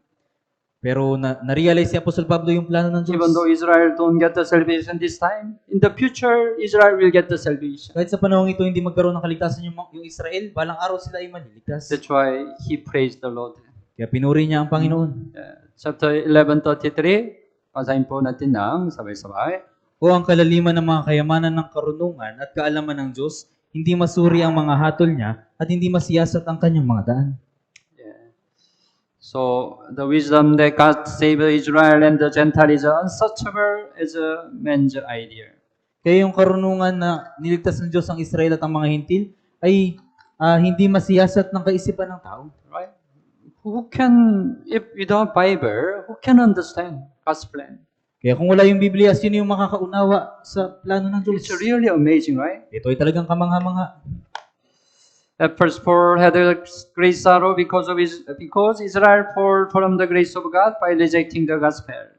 Una, si Pablo ay nagkaroon ng matinding kalungkutan Dahil yung Israel ay nahulog mula sa biyaya ng Diyos dahil sa pagtanggi sa Ebanghelyo. But now he could know the salvation of Israel will come again after the time of a Gentile is finished. Pero ngayon nalalaman niya na yung kaligtasan sa mga Israel ay muling darating kapag tapos ng panahon ng mga hintil. So he praised the providence of God. Kaya pinuri niya yung pagkalinga ng Diyos.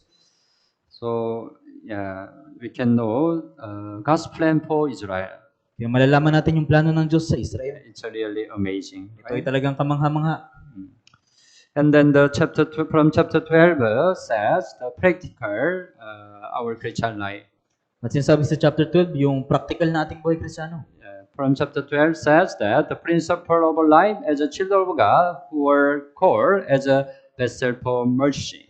Sinasabi sa chapter 12, yung tuntunin ng buhay bilang anak ng Diyos na tinawag sa sisidlan ng kaawaan. First, kailangan reasonable service. Una, yung makatuwirang paglilingkod. Romans chapter 12, verse 1 and 2. You open your Bible, basahin po natin ng sabay-sabay.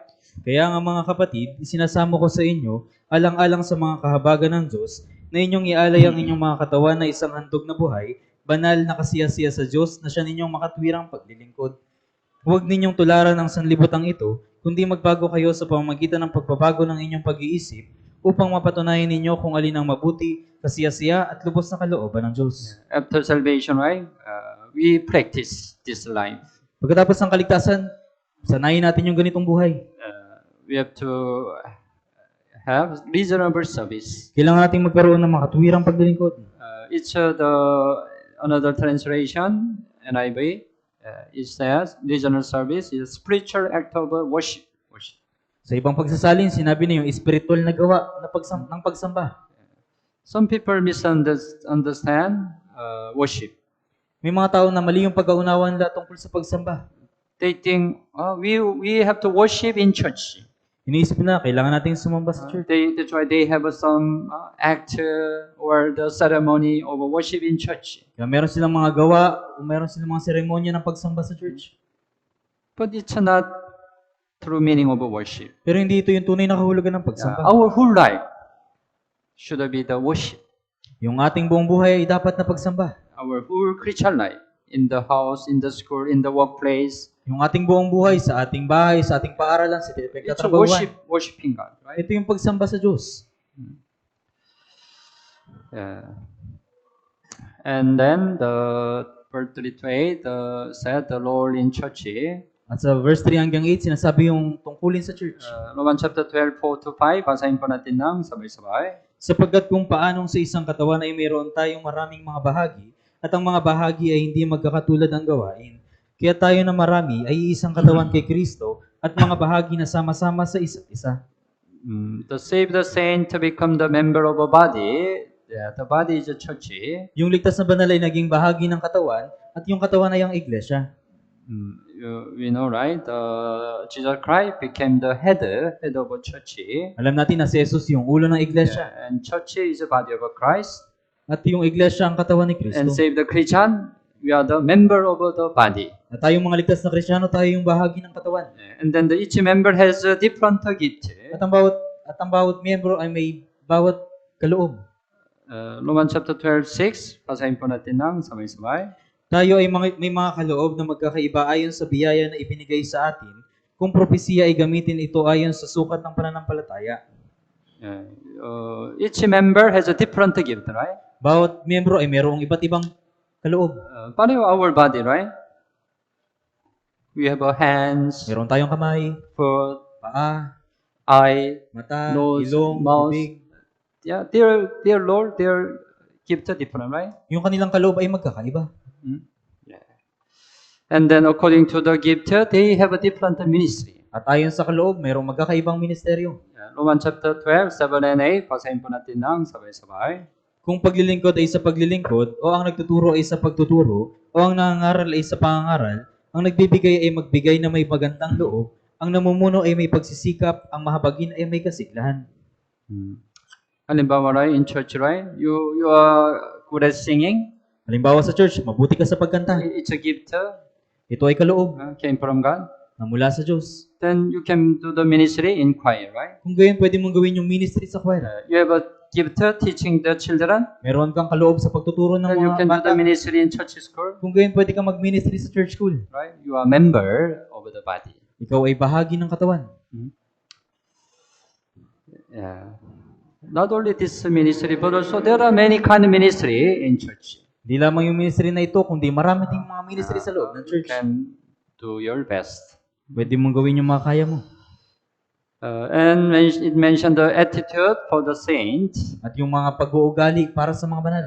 for the brothers and sisters. What attitude we need to have? Para sa mga brothers at sisters, anong pag-uugali yung dapat na mayroon tayo? Verse 10, basahin po natin ng sabay-sabay. Magmahalan kayo ng may pag-ibig bilang magkakapatid. Sa pagpaparangal sa iba ay magunahan kayo. Love one another, right?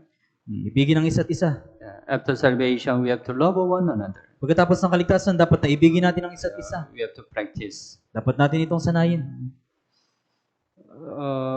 This year's slogan, obedience. Yung slogan sa taong ito ay obedience. Do you remember last year? What's the slogan? Naalala niyo po yung slogan natin last year? Yeah, love one another, right? Even already passed, we continue practice, right? Kahit na ito ay nakalipas na, patuloy natin itong sanayin. Yeah, love one another. And also mention the attitude for the society. At binanggit din yung pag-uugali para sa lipunan. Yeah, live peacefully with all men. Mabuhay na may kapayapaan sa lahat ng tao. Chapter 12, verse 18, also, basahin po natin ng sabay-sabay. Kung maaari, hanggang sa inyong makakaya, ay makipamuhay kayo ng mapayapa sa lahat ng mga tao. So, in this world, don't make any enemy. Sa mundong ito, huwag kang magkaroon ng kaaway. You have to have a peace, all the people. Kailangan na magkaroon ka ng kapayapaan sa lahat ng mga tao. Yeah. Chapter 13, let's go to chapter 13. The attitude for the governing authority. Yung pag-uugali para sa namamahalang otoridad. Chapter 13, verse 1 and 2, basahin po natin ng sabay-sabay. Ang bawat tao ay magpasakop sa mga namamahalang otoridad sapagkat walang pamamahala na hindi mula sa Diyos at ang mga pamamahalang iyon ay itinalaga ng Diyos. Kaya't ang lumalaban sa may kapangyarihan ay lumalaban sa itinalaga ng Diyos at ang mga lumalaban ay tatanggap ng kahatulan sa kanilang sarili. Let every soul be subject to the governing authorities. Ang bawat tao ay magpasakop sa mga namamahalang otoridad. Yeah, because the authority came from God. Dahil yung otoridad ay nagmula sa Diyos. Philippines also meron, for example, meron president. Halimbawa sa Pilipinas, mayroong presidente.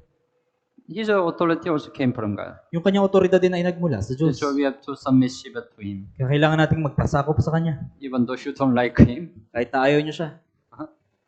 That's why to a Christian, it's not right. Strike. You know strike. Kaya bilang Kristiyano, hindi po maganda yung You know strike. welga. Go away. Protesta. Go away. Alam mo ba? The Christian not good. Participate in the strike. Yung mga Kristiyano hindi mabuti na makiisa sa mga protesta. Go away, governor. Go away, president. Umalis ka, gobyerno, umalis ka, presidente. You don't go there in strike. Hindi ka pwedeng pumunta sa mga ganun. We just submissive to them. Dapat na magpasakop tayo sa kanila. But in the case, it against the God's law. Pero sa kalagayan na ito ay laban sa batas ng Diyos. The governing authority require against the God's law, you shouldn't follow. Pero kung yung namamahalang otoridad ay laban sa Diyos, dapat na hindi ka sumunod. Naintindihan niyo po? Yeah. Halimbawa, at the time of early church, Roman Empire persecuted Christian. Halimbawa doon sa mga naunang panahon, yung imperyong Roma, inusig nila yung mga Kristiyano. Right? If they follow Jesus Christ, they will be executed to die. Kung sila ay susunod kay Jesucristo, sila ay hahatulan ng kamatayan. At the time, the law, Romans law, right, shouldn't be the Christian. Kaya sa panahong iyon, yung batas ng mga Roma ay hindi dapat sundin ng mga Kristiyano. But they kept their faith, right? Pero pinatilin lang yung kanilang They pananampalataya. didn't follow Roman. Hindi nila sinunod yung mga Romano. But except it, we need to obey, follow. Pero maliban doon, kailangan nating sumunod. And there is attitude for the neighbor. At yung pag-uugali para sa mga kapitbahay. Chapter 13 verse 10 also, basahin po natin ng sabay-sabay. Ang pag-ibig ay hindi gumagawa ng masama sa kanyang kapwa. Ang pag-ibig ang siyang katuparan ng kautusan. Yeah. Also, love your neighbor. Ibigin din yung kapwa. Yeah. Love is the fulfillment of the law. Ang pag-ibig ang siyang katuparan ng kautusan. And there is attitude for the end of age. At yung pag-uugali sa katapusan ng panahon. Yeah. As a saved Christian. Bilang ligtas na Kristiyano. Chapter 13, 11 hanggang 14, also basahin po natin ng sabay-sabay. Bukod dito, alam ninyo ang panahon na ngayon oras na upang magising kayo sa pagkakatulog. Sapagkat ngayon ay higit na malapit na sa atin ang kaligtasan kaysa noong tayo sumampalataya ng una. Malalim na ang gabi at ang araw ay malapit na. Kaya't iwaksin na natin ang mga gawa ng kadiliman at ating isakbat ang mga sandata ng liwanag.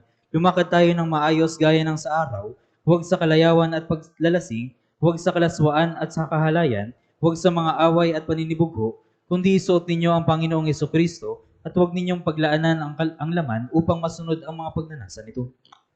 Especially it can apply our time, right? Nai-apply din ito sa ating panahon. Because our time, Jesus' second coming is really near, right? Dahil sa panahon natin yung ikalawang pagdating ni Jesus ay napakalapit na. This time we have to be more awakened and do not fulfill flesh lust. Sa pagkakataon ito, dapat na higit tayong maging gising at huwag nating punan yung kagustuhan ng laman. It's a right attitude for the end of age, right? Ito yung tamang pag-uugali sa katapusan ng panahon. Let's go to chapter 14. Don't judge one another. Huwag katulan ang bawat isa. Chapter 14 verse 1 hanggang 3. Basahin po natin ng sabay-sabay. Ngunit ang mahina sa pananampalataya ay tanggapin ninyo, hindi upang mag-away tungkol sa mga kuro-kuro. May taong naniniwala na makakain ng lahat ng mga bagay, ngunit ang mahina ay kumakain ng mga gulay. Huwag hamakin ang kumakain ng hindi kumakain, at ang hindi kumakain ay huwag humatol sa kumakain, sapagkat sila'y tinanggap ng Diyos. We need to be careful not to judge the other. Kailangan na maging maingat tayo na huwag humatol sa iba. Because in church, there are some who are weak in the faith. Dahil sa loob ng church, mayroong mga mahina sa pananampalataya. Even though they are not enough because they are weak in the faith, we shouldn't judge them. Kahit na hindi sila sapat dahil mahina sila sa pananampalataya, dapat na hindi natin sila hatulan. So, James chapter 4 said, right? 11, 12.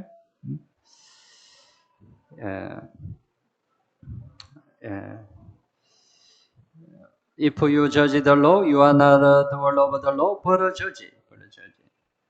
Ngunit kung ikaw ay humahatol sa kautusan, hindi ka tagatupad ng kautusan, kundi isang hukom. There is one lawgiver who is able to save and destroy. Iisa ang tagapagbigay ng kautusan at hukom, siya ay may kapangyarihang magligtas at pumuksa. Who are you to judge another? Kaya sino ka na humahatol sa iyong kapwa? We are not deserved to judge anybody. Hindi tayo karapat-dapat na humusga sa ibang tao. Only God can judge the other, right? Tanging Diyos lang yung pwedeng humatol. So you have to avoid judging the other. Kaya iwasan natin na humatol sa iba. And also we have to try our best to edify one another. At subukan natin yung ating makakaya na magpalakasan sa isa't isa. Chapter 14:13 also, basahin po natin ng sabay-sabay. Huwag na tayong humatol pa sa isa't isa, kundi pa siya na huwag maglagay ng batong katitisuran o ng balakid sa daan ng kanyang kapatid. Not to put a stumbling block or cause to fall in our brother's way. Kundi pa siya na huwag maglagay ng batong katitisuran o ng balakid sa daan ng kanyang kapatid. So we need to be very careful not to be stumbling block. Kaya kailangan nating maging maingat na huwag maging batong katitisuran. Because sometimes our act, our speech can stumble the other. Dahil minsan yung ating kilos, yung ating pananalita ay nakakatisod sa ibang tao. But it can be very critical thing in our Christian life, right? At ito rin ay magiging critical na bagay sa ating buhay Kristiyano.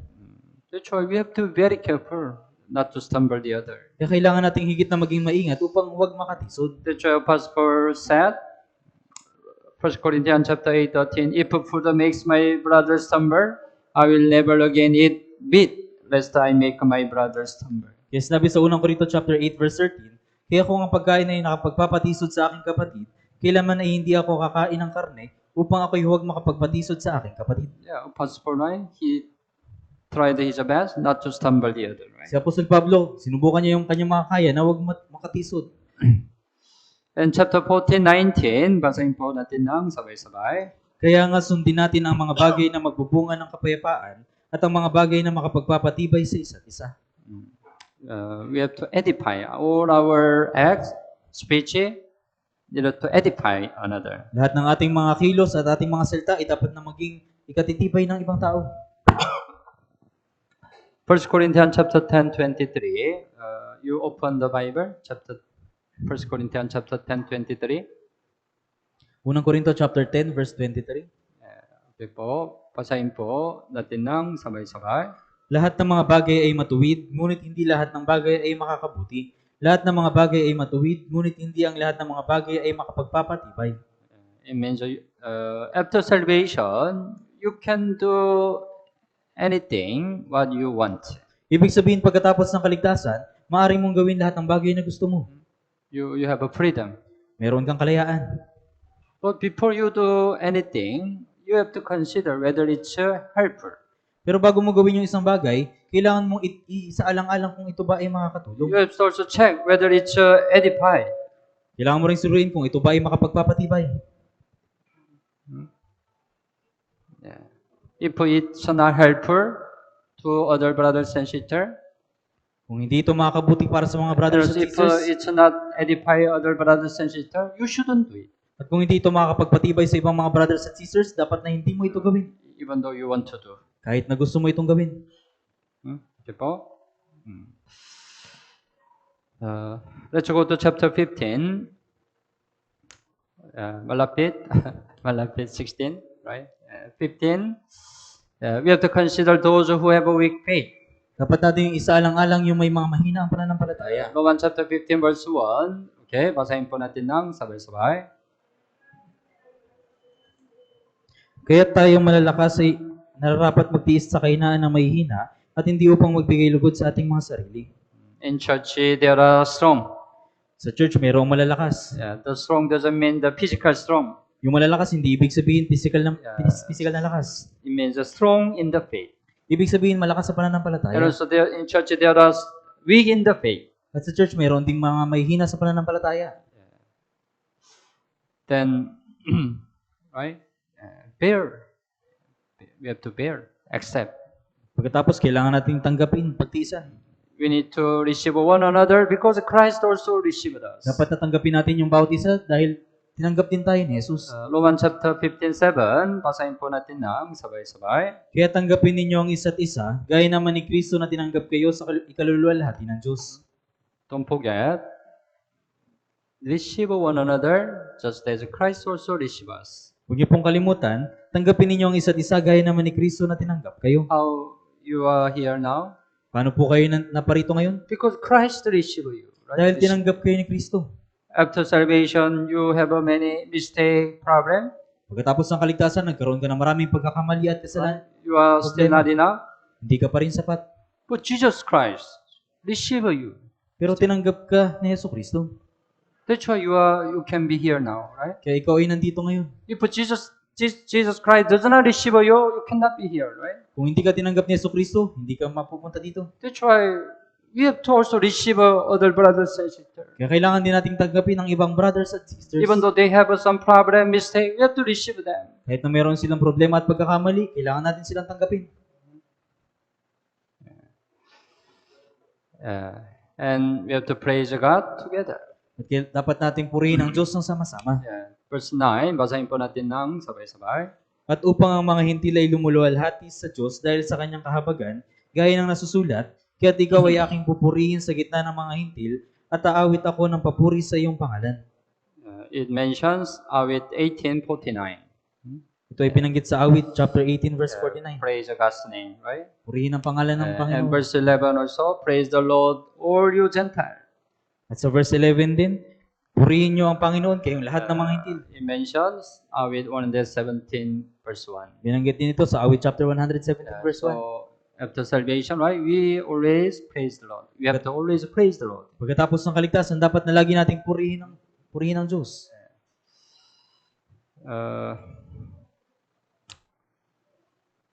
And It mentioned Apostle Paul became priest over the gospel for the Gentiles. At si Apostol Pablo ay naging pari ng mga hintil para sa Ebanghelyo. And also Apostle Paul wanted to visit Roma. At si Apostol Pablo ay nagnais na bisitahin ng Roma.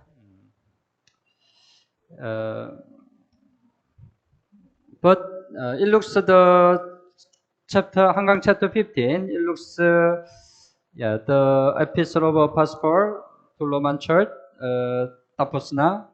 Pero mukhang sa chapter 15, yung sulat ni Apostol Pablo sa Roma ay nagtatapos. 33, 15:30. You open your Bible. 15:33. 15:33. Basahin po natin ng sabay-sabay. Ngayon, ang Diyos ng kapayapaan ay sumainyo nawang lahat. Amen. Right, it's the expression, right? Final greeting, right? Ito yung ekspresyon ng pangwakas na pagbati. No, even this epistle to Roman Church finish, walang problema, right? Kung dito nagtapos yung sulat para sa Iglesia ng Roma, walang problema. But Apostle Paul wanted to add more thing. Pero ninais ni Apostol Pablo na magdagdag pa ng That's why bagay. he added the chapter 16. Kaya dinagdag niya yung chapter 16. He did the final greeting. Ginawa again. niya yung pangwakas na pagbati.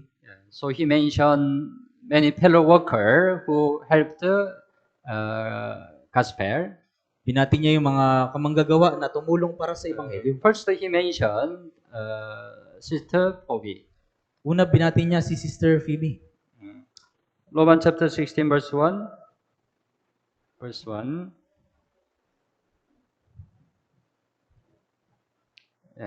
Basahin po natin ng sabay-sabay. Ipinagtatagubilin ko sa inyo si Phoebe na ating kapatid na babae na lingkod sa iglesia na nasa Cenchrea. Sister Phoebe, not our sister. Hindi po yung ating sister. Sister Phoebe, she was the one who brought the letter to Roman Church. Si Sister Phoebe, siya yung nagdala ng sulat doon sa iglesia ng Roma. Apostle Paul, right, wanted to visit Roma, right? Si Apostol Pablo nais niyang bisitahin yung Roma. But situation was not allowed. Pero hindi ipinahintulot ng That's why sitwasyon. Apostle Paul had to write this letter. Kaya kinailangan isulat ni Apostol Pablo yung sulat na ito. Right? That's why he wrote a long the chapter, right? Kaya sinulat niya yung mahabang chapter. But somebody needed to bring this letter to Roman Church. Pero mayroong dapat magdala ng sulat na ito doon sa iglesia ng Roma. Who can do it? Sino yung gagawa nito? But surprisingly, the woman, Phoebe, did. Pero kagulat-gulat na yung babaeng si Phoebe, siya yung gumawa. It's amazing, right? Ito ay kamangha-mangha. And there were many fellow workers who revered for the gospel. At maraming mga kamanggagawa yung nagpagal para sa Ebanghelyo. Their name became glorious name in the Lord. Yung kanilang pangalan ay naging maluwalhating pangalan sa Panginoon. So God remembers all our labor. Kaya alalahanin ng Diyos ang lahat ng ating So pagpapagal. Pastor mentioned the name of many fellow workers. Kaya binanggit ni Apostol Pablo yung pangalan ng maraming mga kamanggagawa. And he mentioned some brethren who reveled in the Lord. At binanggit niya rin yung pangalan ng mga kapatid na napagal para sa Panginoon. Why their name was written here? Bakit yung kanilang pangalan ay nakasulat dito? It means our Lord remember all our labor. Ibig sabihin na alalahanin ng Panginoon ang lahat ng ating pagpapagal. That our labor is not in vain. Kaya yung ating pagpapagal ay hindi walang kapuluhan. Following verse, you open the Bible, 1 Corinto chapter 15, 58.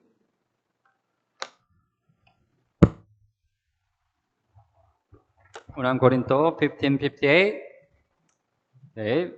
Basahin po natin ng sabay-sabay. Kaya mga kapatid kong minamahal, kayo maging matatag, hindi nakikilos, na laging sagana sa gawa ng Panginoon, yamang nalalaman ninyo na hindi walang kapuluhan ang inyong gawa sa Panginoon. So my dear brothers, stand firm, let nothing move you. Mga kapatid kong minamahal, kayo maging matatag, hindi nakikilos. And give yourself fully to the works of the Lord. Na laging sagana sa gawa ng Panginoon. Because you know that your labor in the Lord is not in vain. Yamang nalalaman ninyo na hindi walang kabuluhan ang inyong gawa sa Panginoon. Tama, right? Even nobody knows your labor, God knows everything. Kahit na wala nakakaalam ng pagpapagod mo, alam ng Diyos ang lahat ng bagay. That's why someday He will repay all your labor. labor. Kaya balang araw, susuklian niya ang lahat ng pagpapagal mo. Today, you attend this Bible study. Ngayong araw, dumalo ka sa Bible study. You also needed right labor to come here. Kailangan mo rin ng gawa para makapunta dito.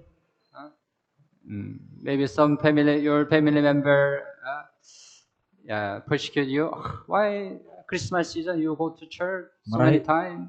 Marahil yung member ng pamilya nyo, inuusig kayo. Bakit sa panahon ng Pasko, kailangan nyo pang dumalo sa But you church? overcome, right? Pero napagtagumpayan nyo. God remember, right? Aalalahanin ito ng Diyos. God really pay. Susuklian ito ng Diyos. So we have to more focus on the works of the Lord. Kaya kailangan nating higit na magtuon sa gawa ng Panginoon. So it's helpful you the meditate Roman chapter 12 hanggang 16. You try to meditate always. Kaya makakatulong po kung subukan yung pagbulayan palagi yung Roma chapter 12 hanggang Because 16. there are many practical things in your Christian life. Dahil dito maraming mga practical na bagay sa inyong buhay Kristiyano After salvation, we have to practice. na pagkatapos ng kaligtasan na kailangan nating sanayin. Okay po, let's pray together. Tayong lahat po ay manalangin.